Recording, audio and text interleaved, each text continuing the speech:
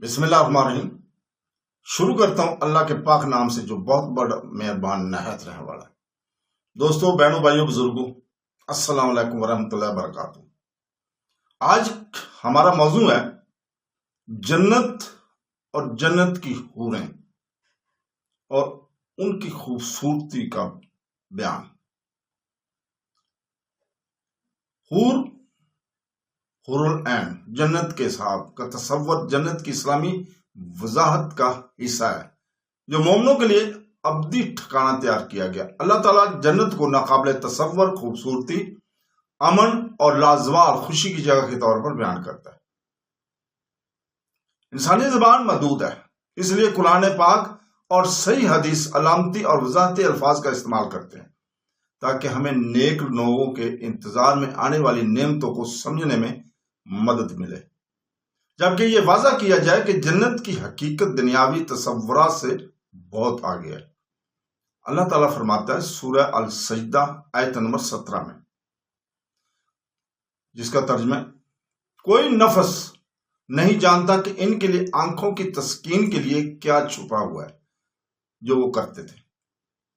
اس آیت سے معلوم ہوتا ہے کہ جنت کی اصل فطرت بشمول اس کے ساتھیوں کو انسان مکمل طور پر نہیں سمجھ سکتا۔ جنت کی ہر چیز دنیاوی تقابل سے بالاتر ہے۔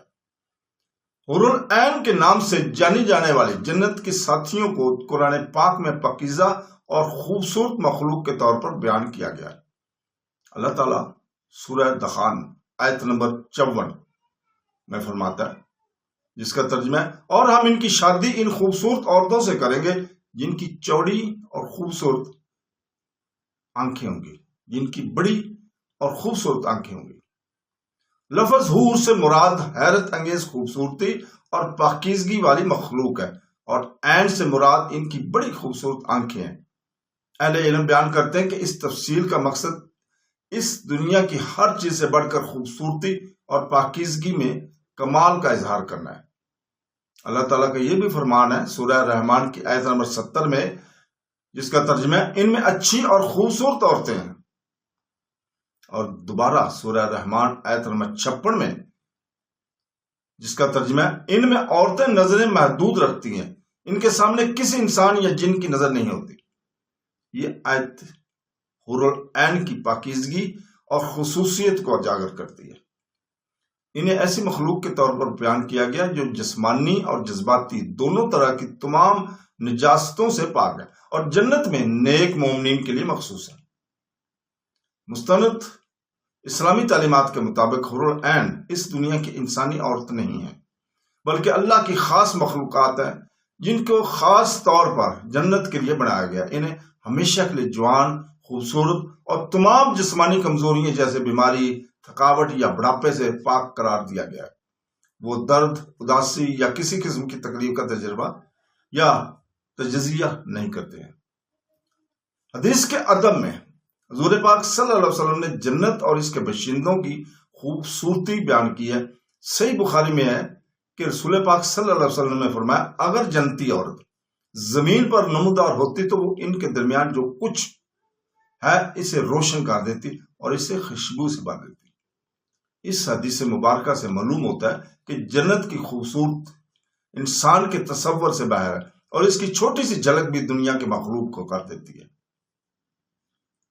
اس طرح حور العین کو پاکیزگی کے طور پر بیان کیا گیا ہے جو کسی بھی دنیاوی معیار سے بالاتر ہے۔ وہ تمام جسمانی افعال سے پاک ہیں جیسے حیض، بیماری، بڑھاپا، تھکاوٹ۔ انہیں پاکیزہ دل، نرم کلام اور جنت میں اپنے ساتھی سے مکمل عقیدت رکھنے کے طور پر بھی بیان کیا گیا۔ ان کا وجود امن، ہم آہنگی اور ابدی اطمینان کا حامل ہے۔ اللہ تعالیٰ فرماتا ہے سورہ بقرہ کی آیت نمبر 25 میں،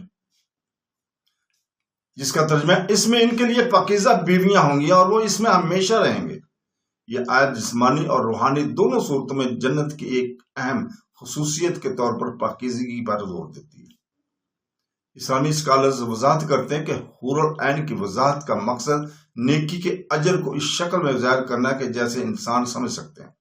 جنت ایک ایسی جگہ ہے جہاں ہر خواہش خالص ترین اور بہترین طریقے سے پوری ہوتی ہے۔ تاہم جنت میں سب سے بڑا انعام صرف جسمانی لذت ہی نہیں بلکہ خود اللہ تعالیٰ کی رضا بھی ہے۔ اللہ تعالیٰ فرماتا ہے سورہ توبہ آیت نمبر 72 میں، جس کا ترجمہ اللہ نے مومن مردوں اور عورتوں سے ایسے باغات کا وعدہ کیا ہے جن کے نیچے نہریں بہتی ہوں گی، جن میں وہ ہمیشہ رہیں گے، اور ہمیشگی کے باغوں میں خوشنما مکانات کا وعدہ کیا، لیکن اللہ کی رضا اس سے بھی بڑھ کر ہے۔ اس آیت سے معلوم ہوتا ہے کہ جہاں جنت خوبصورت ساتھیوں اور لذتوں پر مشتمل ہے، وہیں سب سے بڑا انعام اللہ کی رضا اور قرب ہے۔ حور العین کو محبت اور پیار کرنے والی شخصیت کے طور پر بھی بیان کیا جاتا ہے۔ وہ وفادار، نرم مزاج اور اپنے شریک حیات کے لیے وقف ہے۔ جنت میں کوئی حسد، نفرت یا غم نہیں ہے۔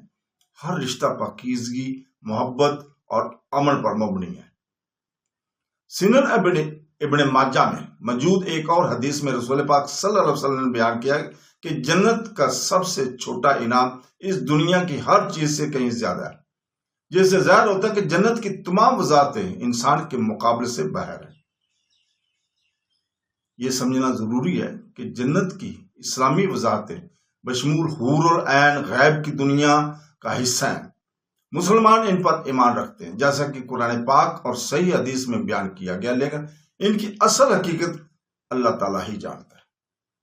قرآن پاک میں اللہ تعالیٰ جنت کی ابدی نوعیت پر بھی زور دیتا ہے۔ سورۃ الدخان آیت نمبر 56 میں، جس کا ترجمہ ہے وہ وہاں موت کا ذائقہ نہیں چکھیں گے سوائے پہلی موت کے، اور وہ انہیں جہنم کے عذاب سے محفوظ رکھیں گے۔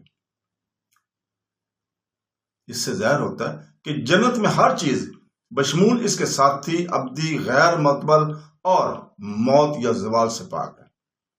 تو دوستو، بہنوں، بھائیوں، بزرگوں، اس کے ساتھ ہی ہم آپ سے اجازت چاہتے ہیں۔ کل تک کے لیے اللہ حافظ۔